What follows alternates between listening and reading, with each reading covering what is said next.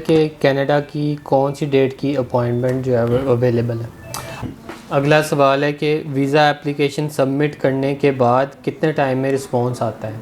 सवाल है कि फैमिली के साथ विज़िट वीज़ा अप्लाई किया जाए तो उसके कितने चांसेस होते हैं। अगला सवाल है कि वीज़ा अप्लाई करने के लिए जो है सोशल मीडिया प्रोफाइल्स का कितना मैटर करती है या उसकी कितनी अहमियत है। अगला सवाल है कि शेंजन या यूके का वैलिड वीज़ा हो पास तो उस कौन से मुल्क का वीज़ा लग सकता है। अगला सवाल है कि आपकी सर्विसेज जो है सिर्फ पाकिस्तानी के लिए या सवाल है विज़िट वीज़ा अप्लाई करने के लिए इनविटेशन ज़रूरी है। सवाल है कि जापान का वीज़ा कब ओपन होगा।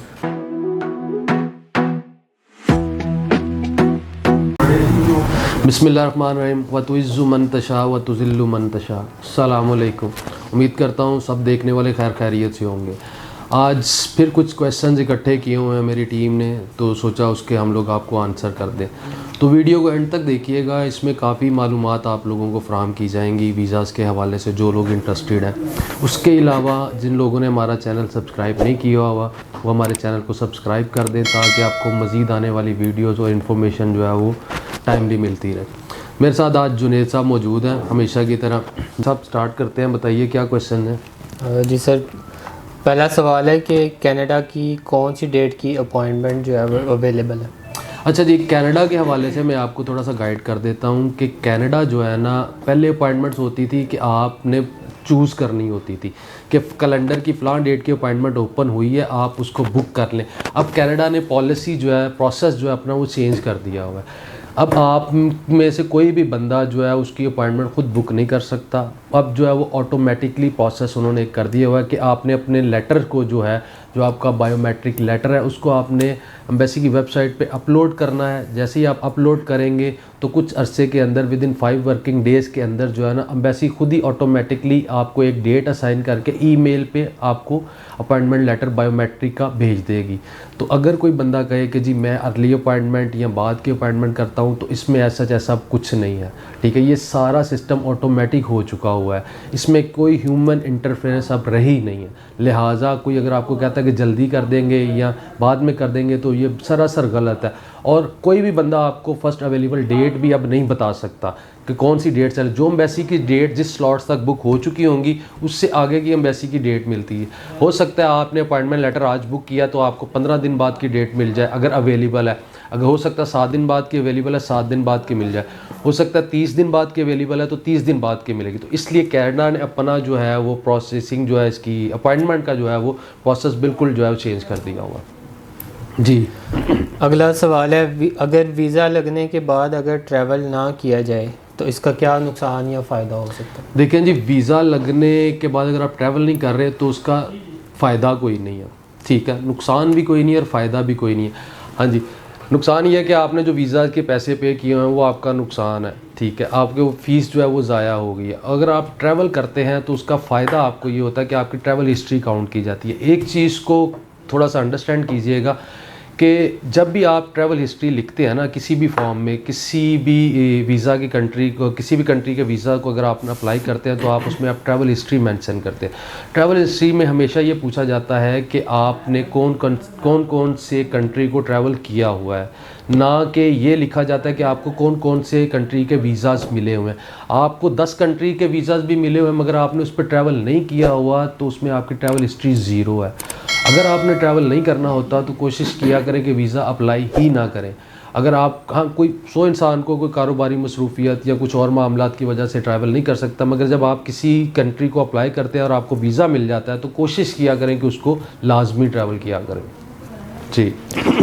अगला सवाल है कि वीज़ा एप्लीकेशन सबमिट करने के बाद कितने टाइम में रिस्पॉन्स आता है। वीज़ा एप्लीकेशन सबमिट करने के बाद कितने टाइम में रिस्पॉन्स आता है? कौन सी कंट्री के बारे में पूछ रहे हैं? कनाडा। कनाडा का आजकल प्रोसेसिंग टाइम जो है वो ऑलमोस्ट 45 वर्किंग डेज़ तक पहुंच चुका हुआ है। और अगर आप उसका फ्रांस की बात करेंगे तो वो 2 वीक से 2 to 3 वीक्स के अंदर जो है वो रिस्पॉन्स कर देता है। स्पेन भी जो है वो 45 to 60 डेज़ के अंदर रिस्पॉन्स कर रहा है।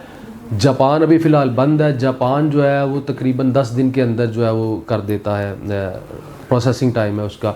यूके जो है वो भी 2 to 3 वीक्स के अंदर जो है आपको रिस्पॉन्स कर देता है। इस पे जो रिस्पॉन्स टाइम है ना, कितने कौन सी कंट्री का क्या रिस्पॉन्स टाइम है और कौन सी कंट्री के लिए कितनी बैंक स्टेटमेंट रिक्वायर्ड है, इंशाल्लाह ताला नेक्स्ट इस पर मैं वीडियो बनाऊंगा जिसमें आपको कंप्लीट डिटेल इसके बारे में फराहम करूंगा। जी जुनेद साहब। और अगला सवाल है कि फैमिली के साथ विज़िट वीज़ा अप्लाई किया जाए तो उसके कितने चांसेस होते हैं? फैमिली के साथ आपके वीज़ा अप्लाई करने के चांसेस बड़े अच्छे होते हैं, सिंगल के भी अच्छे होते हैं और उसके भी अच्छे होते हैं। अब ये डिपेंड कर रहा होता है कि आप कौन सी कंट्री के लिए अप्लाई कर रहे हैं और आप कितने फैमिली मेम्बर हैं, उसमें आप लोगों की कितने लोग हैं जो अप्लाई कर रहे हैं। सपोज़ करें कि अगर आप 5 फैमिली मेम्बर हैं, उसमें से 3 अप्लाई कर रहे हैं, 2 अप्लाई कर रहे हैं, ये सारी चीज़ें केस टू केस वेरी करती हैं।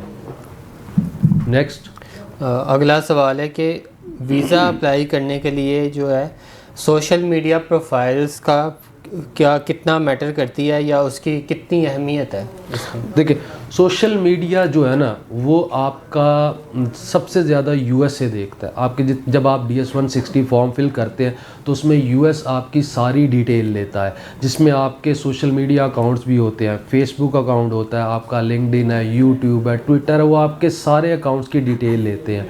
डिटेल लेने से वो वहाँ से आपको जज करते हैं कि आप आया कहीं एंटी अमेरिका तो नहीं है। तो यूएसए जो है ना इस बारे में सबसे ज़्यादा देखते हैं, दूसरे कोई कंट्री नहीं है इसमें। अगला सवाल है कि शेंजन या यूके का वैलिड वीज़ा हो पास तो उस कौन से मुल्क का वीज़ा लग सकता है?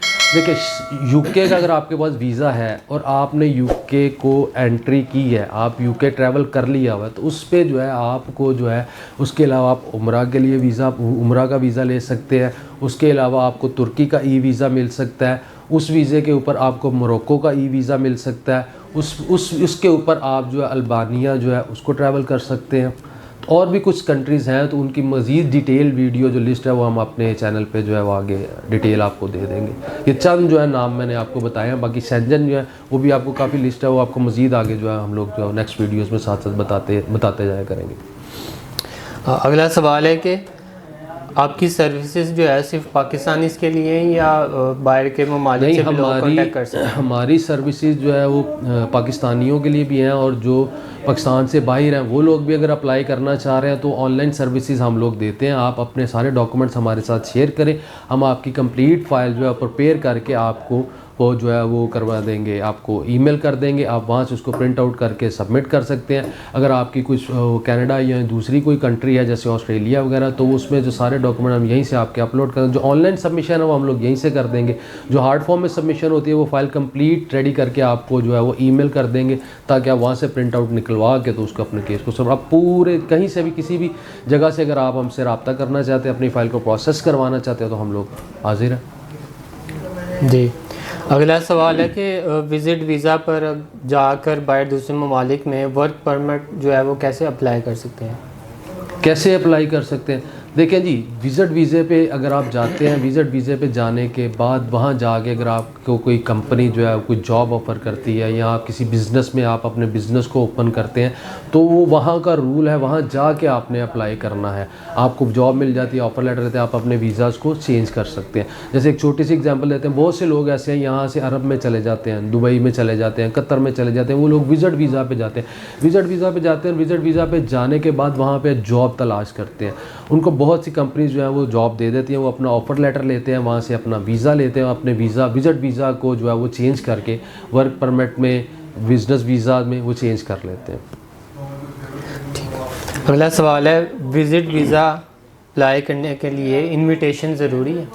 विज़िट वीज़ा अप्लाई करने के लिए इनविटेशन ज़रूरी नहीं है। अगर इनविटेशन है तो अच्छी बात है, नहीं है तो वो ज़रूरी नहीं है। इनविटेशन में भी बहुत सी चीज़ें आ जाती हैं कि आपका इनविटेशन जो है वो आप किसी ब्लड रिलेशन कोई आपको इनवाइट कर रहा है, आपको कोई फैमिली फ्रेंड इनवाइट कर रहा है, आप किसी कॉन्फ्रेंस के लिए जा रहे हैं, आप किसी बिज़नेस मीटिंग के लिए जा रहे हैं। इनविटेशन भी वेरी करता है, वो केस टू केस जो है वो वेरी करता है। अब सपोज़ कर लेते हैं कुछ लोग बिज़नेस इन्विटेशन जो है मंगवा लेते हैं। मैं फॉर एग्ज़ाम्पल मैं एक जो है वो ट्रैवल एजेंसी का बंदा हूँ, ठीक है, मेरी फील्ड जो है वो आईटी की है नहीं, वहाँ कोई आईटी की कॉन्फ्रेंस हो रही है। अब अक्सर लोग ये करते हैं कि अपने वीज़ा वहाँ से जो है कॉन्फ्रेंस की जो है मंगवा लेते हैं, या एग्जीबिशन देखने के लिए इनविटेशन मंगवा लेते हैं। अब मेरी वो फील्ड नहीं है, तो आप इस चीज़ को अंडरस्टैंड करें कि जब मेरी वो फील्ड नहीं है तो वीज़ा ऑफिसर उसका वो देखेगा कि आपका जो तो ट्रैवल एजेंसी का बिज़नेस है, आपका आईटी का कंसर्न ही कोई नहीं है, वो आपसे आपके बिज़नेस से रिलेटेड ही नहीं है, तो उसमें वीज़ा के रिफ्यूज़ल के चांसेस काफ़ी हद तक ज़्यादा हो जाते हैं, क्योंकि आपका प्रोफेशन मैच नहीं कर रहा होता। फिर अक्सर ये होता है कि आपने इनविटेशन किसी थर्ड फोर्थ पर्सन से मंगवाया होता, वो आपको जानता ही नहीं होता, तो वहाँ पे भी वीज़ा जो है ना रिफ्यूज़ होने के चांसेस काफ़ी ज़्यादा होते हैं। तो लिंक बिल्ड करना जो होना बहुत ज़रूरी होता है कि अगर आप किसी चीज़ का इन्विटेशन मंगवा रहे हैं तो आपके प्रोफेशन के साथ रिलेटेड ज़रूर हो। सवाल है कि जापान का वीज़ा कब ओपन होगा? जापान का वीज़ा जी अभी तक जो है वो एम्बेसी की तरफ से कोई अपडेट नहीं है, हम लोग कोऑर्डिनेशन में हैं। जैसे ही जापान की एम्बेसी ओपन होगी सबसे पहले हम लोग आपको अपने चैनल पे, अपने फेसबुक पेज पे अपडेट कर देंगे। जापान का हम लोग खुद बड़ी शिद्दत से इंतज़ार कर रहे हैं ओपनिंग का। ठीक है सर, आज के बस इतने क्वेश्चन हैं, बाकी नेक्स्ट वीडियो में। देखें जी, आप लोगों को अगर कोई भी क्वेश्चन होता है, कोई क्यूरी होती है, आप हमारी हेल्पलाइन जो कि स्क्रीन पे चल रही है 031117864114 पे रब्ता कर सकते हैं। इस पे हमारे जो एजेंट हैं वो सुबह 10 बजे से लेके रात 12 बजे तक आपकी रहनुमाई के लिए मौजूद है। फिर भी अगर आपकी कोई क्यूरी होती है तो आप कमेंट्स में जो है वो आप कमेंट कर सकते हैं, जिस पे हम जो है वीडियोस में आपको जो इसका आंसर दे देंगे। अगर आप हम लोगों से मिलना चाहते हैं, लाहौर में मुस्लिम टाउन मोड़ गोहर सेंटर पे हमारा ऑफिस है। आप अपने डॉक्यूमेंट सारे कंप्लीट विद बैंक स्टेटमेंट सारी चीज़ें कलेक्ट करके आप हमारे ऑफिस आ सकते हैं, हमें विज़िट कर सकते हैं, हमें मिल सकते हैं। हमारे मिलने के कोई चार्जेस, कोई फ़ीस नहीं है। हम आपको जितना भी जो भी एक होता है ना जैसे मशवरा फ़ीस है, कोई इस तरह के कोई चार्जेस हम लोग जो है वो आपसे नहीं लेते। हम आपको आपके प्रोफाइल के अकॉर्डिंग सजेस्ट कर सकते हैं, मुख्तलिफ़ कंट्रीज़ को सजेस्ट कर सकते हैं। उसके बाद डिसीजन आप लेंगे कि आपको कौन सी कंट्री में अप्लाई करना है। और जिन लोगों ने हमारा चैनल सब्सक्राइब नहीं किया हुआ वो हमारे चैनल को सब्सक्राइब कर लें, ताकि आपको आगे मज़ीद इन्फॉर्मेशन जो है इसके बारे में मिलती जा सके। और जो लोग ये चाहते हैं कि उनकी वजह से कुछ दूसरे लोगों का भी जो है ना वो उनको इन्फॉर्मेशन भी बढ़ जाए, तो आप लोग जो है जो रिलेटिव क्वेश्चंस होते हैं वो आप जो है हमारे कमेंट्स पे जो है छोड़ सकते हैं, हमारे जो है उस पे छोड़ सकते हैं, इनबॉक्स कर सकते हैं, आप हमें कमेंट्स कर सकते हैं। वो जब आपकी क्यूरीज़ हमारे पास आती है ना तो उससे ये होता है कि आप जैसे इस एक वीडियो के अंदर काफ़ी क्यूरीज़ थी और ये क्यूरी बहुत से लोगों की होगी। एक आपकी नहीं, एक बंदे ने सवाल किया मगर वो सवाल कई लोगों को उसका जवाब चाहिए होगा, तो आपके इस एक सवाल की वजह से बहुत से लोगों तक जो है वो अवेयरनेस पहुंच सकती है, बजाय इसके कि हम एक एक को जो है वो गाइड करेंगे। तो आप बिला झिझक अपने सारे जो भी क्वेश्चन होते हैं वो लोग आप जो है रेज़ कर सकते हैं, हम लोग उस पर जो आपको रिप्लाई कर दिया करेंगे। अपना बहुत ज़्यादा ख्याल रखिएगा। इंशाअल्लाह ताला नेक्स्ट वीडियो तक अल्लाह हाफिज़।